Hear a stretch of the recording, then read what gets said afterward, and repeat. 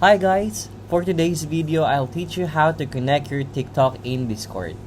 First of all, find the user setting at the bottom of your screen and click it. At the left sidebar, find the connections option and click that.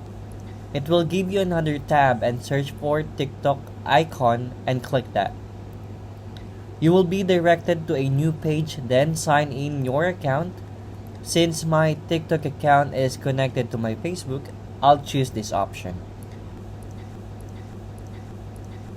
So once you sign in your account, click authorize, and once you click authorize, it will direct you to your Discord and says that your TikTok is already connected to your Discord.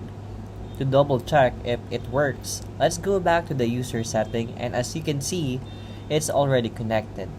So that's it. I hope you learned something from me, so don't forget to like, share, and subscribe. I'll see you again next time.